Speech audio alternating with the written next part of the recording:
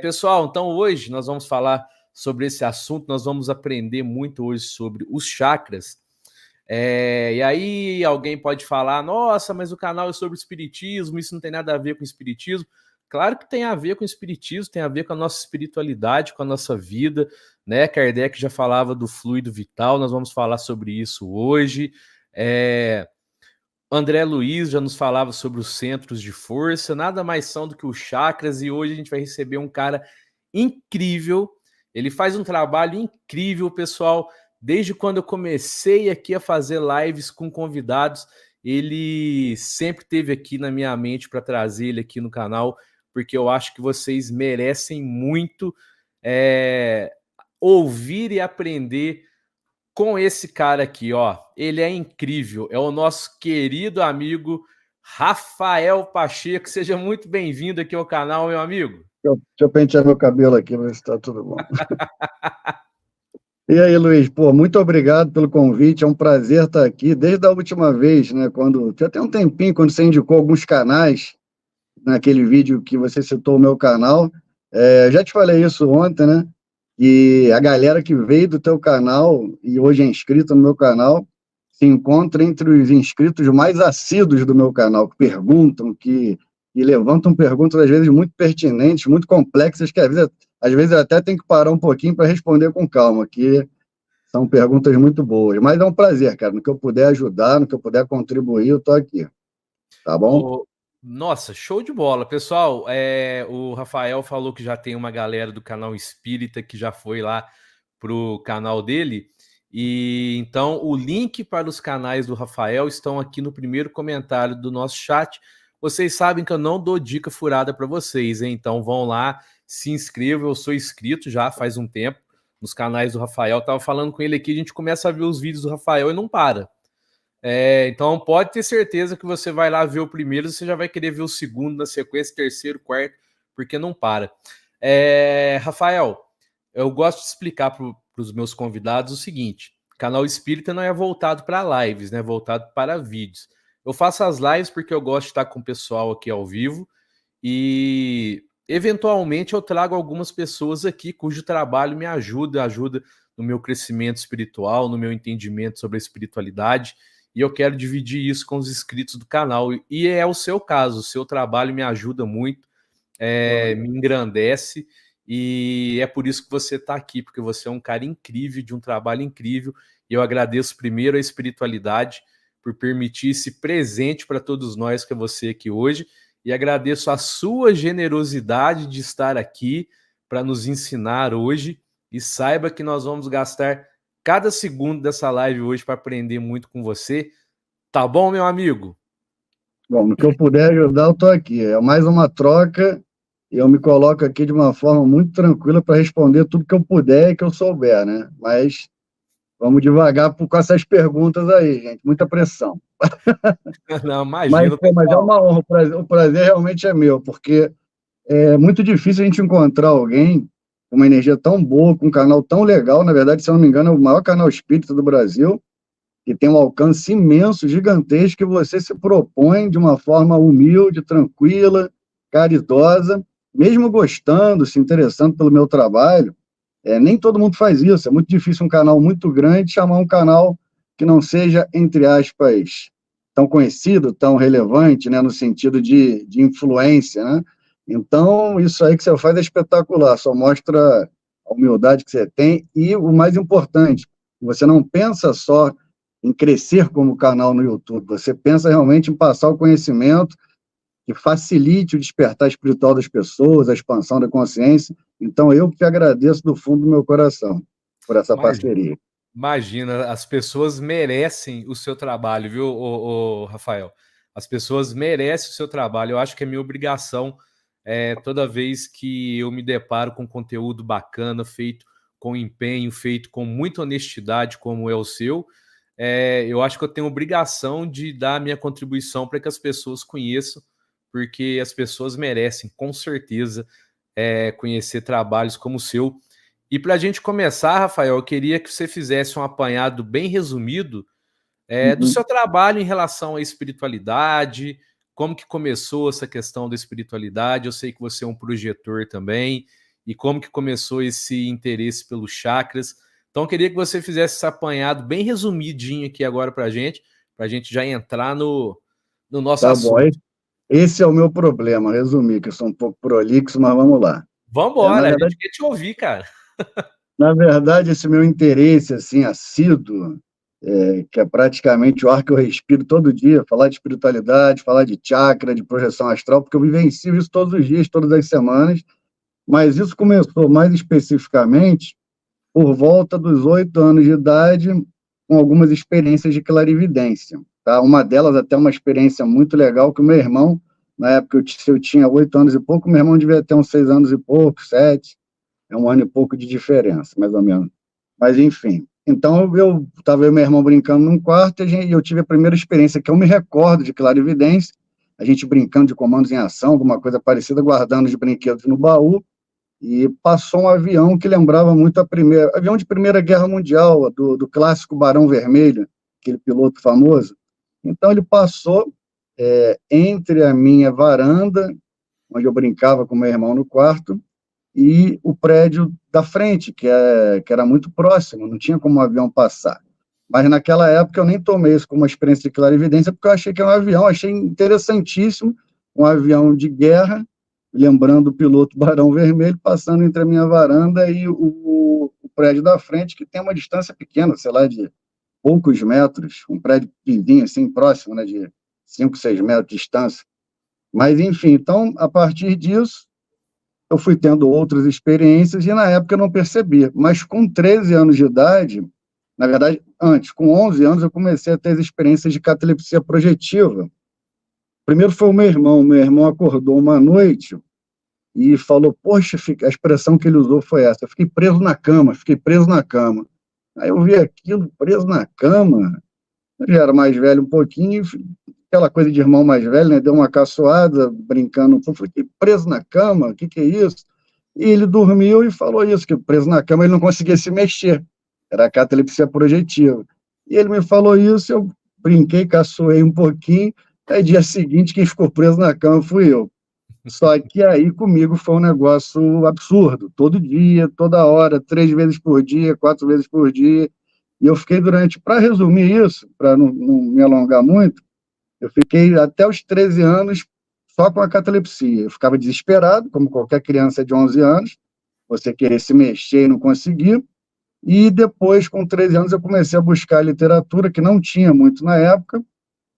Eu era espírita, de frequentar tanto o centro espírita quanto outros centros mais universalistas, né? Como o centro que depois eu trabalhei até, que é um centro muito conhecido aqui no Rio, que é um centro e ele acaba sendo uma parceria entre a Umbanda e o Espiritismo e o Esoterismo, que é o Tupiara, é um centro muito conhecido de cura. E lembro que lá, na época, eu não trabalhava, mas eu já frequentava, porque teve uma história do meu irmão, e ia ter que amputar o pé, porque são tantas histórias, mas e a minha família se tornou muito espírita por causa de uma operação espiritual no Tupiara, que meu irmão voltou a andar, resumindo. Mas eu sempre fui atraído por esse lado espiritual.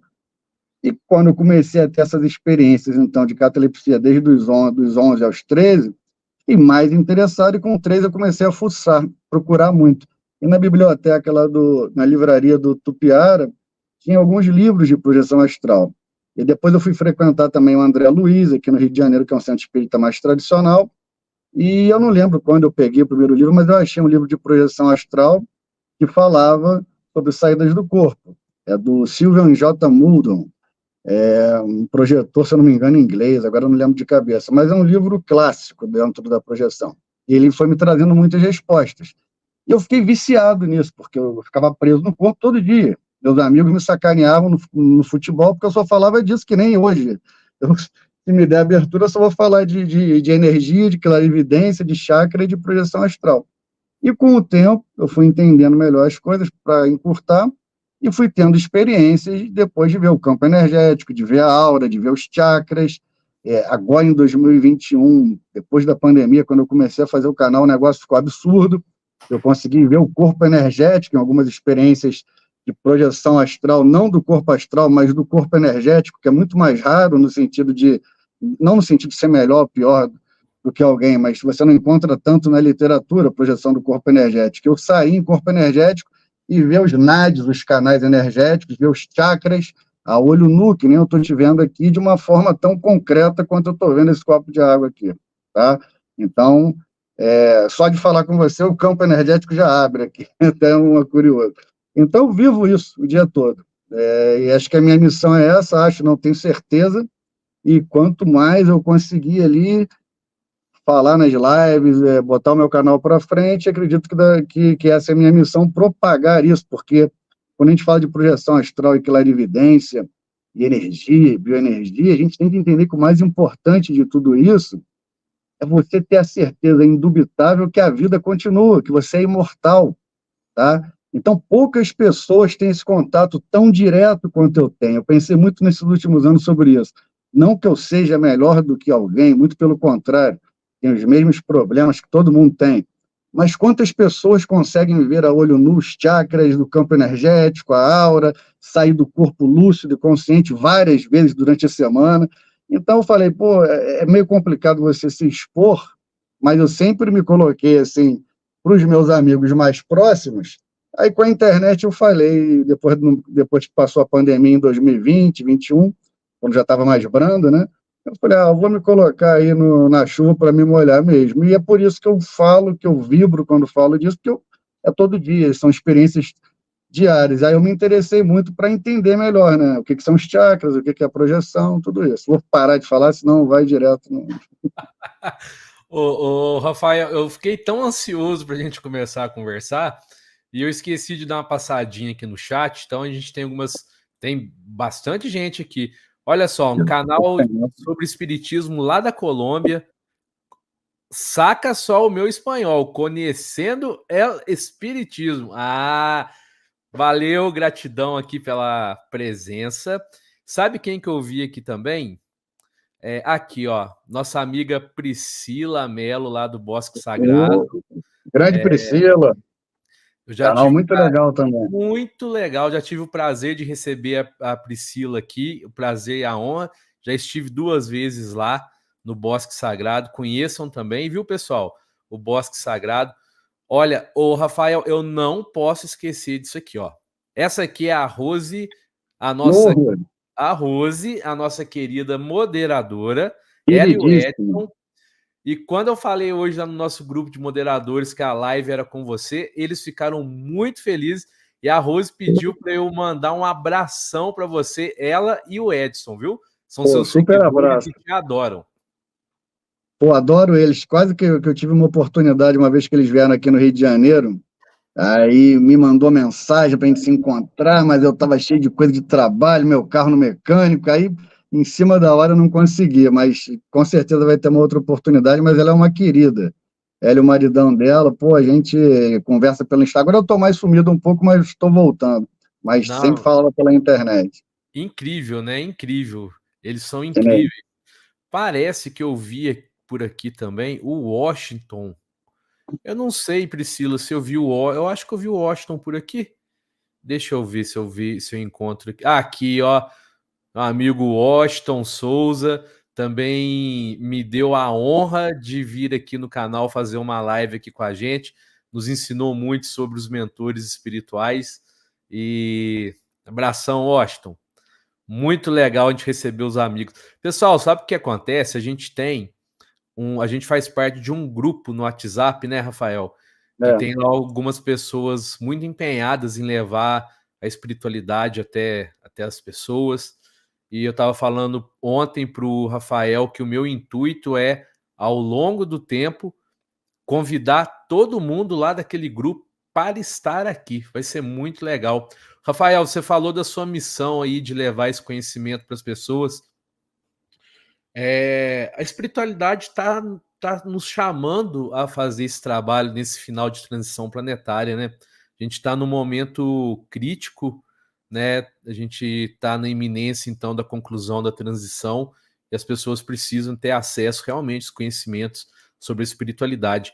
E eu queria te perguntar agora, Rafael, antes de te perguntar sobre chakras, Eu queria te perguntar o que é energia vital, porque tem tudo a ver com chakras. Como a gente vai falar de chakras, tenho certeza que durante a fala sobre chakras, você vai falar sobre energia vital, então já dá uma pincelada para a gente que o que é a energia vital e a gente manda ver no chakras. Bom, se eu for resumir com as minhas palavras, sem pegar de livro, eu sempre vejo a energia vital, o espiritismo também chama de fluido vital, se eu não me engano, que é a mesma coisa que o prana, que o chi, que é a energia que os chineses denominam, só muda o nome, né? Qi, fluido vital, enfim, cada cultura vai colocar uma nomenclatura específica, mas se eu tiver que botar as minhas palavras ali, eu vejo a energia vital como hálito divino, uma baforada de Deus, assim. Para quem já teve a oportunidade de ver energia vital, prana, até para quem não é clarividente, se você treinar um pouquinho é fácil. Se você botar uma luz de frente com uma parede branca, e ficar um pouquinho sem piscar, ou então pulsar energia aqui, são micropartículas que ficam dançando, tá? Elas são muito materiais, né? Elas são semimateriais, mas elas são tão ligadas à nossa ela é como se fosse um combustível do nosso corpo energético. Então, ela tem essa característica muito próxima do corpo físico. Então, é fácil de ver. Eu resumiria assim, como hálito divino, como uma possibilidade do nosso primeiro contato com Deus, por essa baforada de energia divina que, sem ela, a gente não estaria encarnado, não estaria vivo aqui agora. Os chakras estão absorvendo ela, pela respiração a gente absorve a todo momento, na comida. Então, o prana, a energia vital, ela é o combustível essencial da nossa vida. É isso. Legal.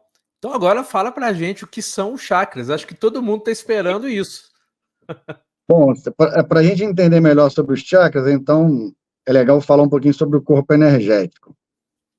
A gente está encarnado aqui, né, no corpo físico, nesse universo, nesse mundo de provas e expiações, usando uma terminologia bem espírita, e a gente, na verdade, esse resgate que a gente tem que fazer, essa missão, essa aprovação, nesse momento a gente precisa de um veículo, precisa de um envoltório, e para que isso ocorra de maneira eficiente, necessita de alguns conectores. Então, assim, a gente está aqui no corpo físico, mas como é que a consciência vai entrar no corpo físico?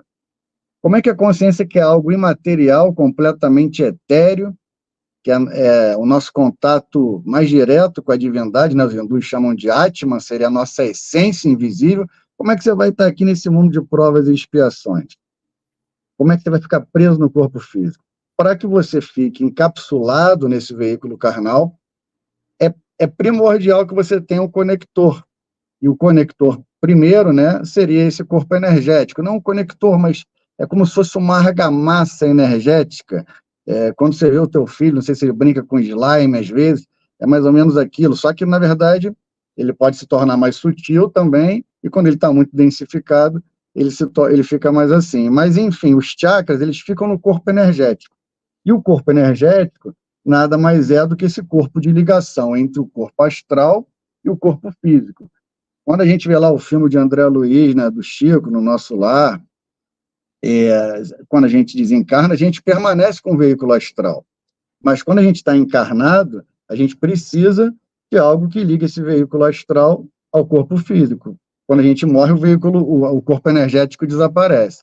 Então, de uma maneira bem resumida, o corpo energético ele seria esse corpo de ligação entre o corpo físico e o corpo astral. E nesse corpo energético existem milhares de conectores, milhares de portais, que são os chakras, que são os centros de energia, tá? Então, se você perguntar, Rafael, quantos chakras existem? Eu acho que é praticamente impossível de contar, porque da mesma maneira que você tem milhares e milhares de poros na pele, no corpo humano, você tem microchakras que se espalham pelas palmas das mãos, pelas solas dos pés, por toda a parte do corpo. E isso você encontra tanto no corpo físico como no corpo energético. Os poros, corpo físico. Mas ali na contraparte energética está ali uma estrelinha brilhando microscópica que é um microchakra. Só que dentre esses milhares e milhares de chakras, existem 7 chakras principais que são responsáveis pelo processo de despertar espiritual, expansão de consciência. E nesse corpo energético existe uma coisa muito importante, existe, na verdade, milhares e milhares de canais que conduzem a energia vital, que conduzem o prana, tá? E um desses canais é um canal principal, responsável pela iluminação, que os hindus chamam de canal Sushumna.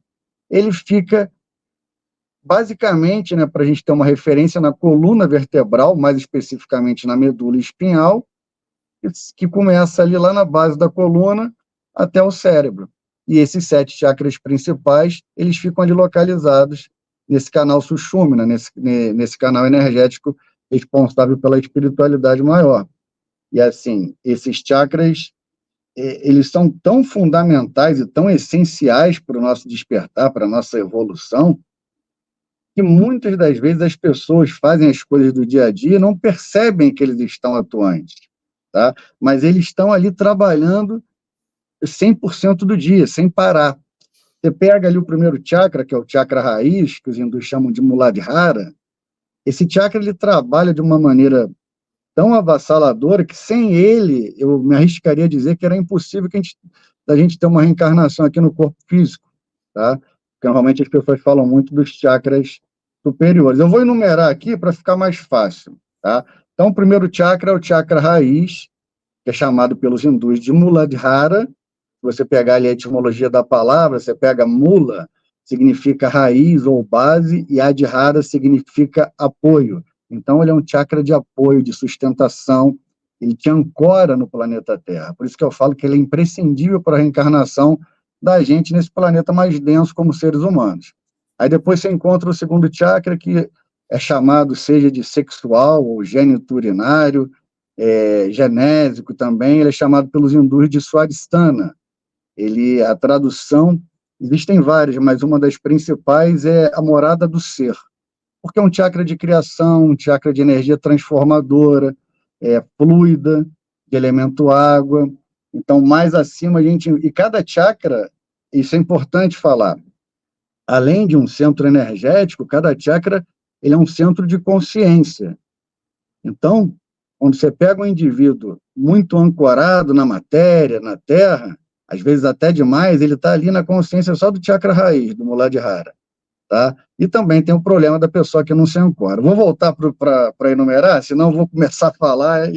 Então, o terceiro chakra é o chakra Manipura, chamado pelos hindus de cidade das joias.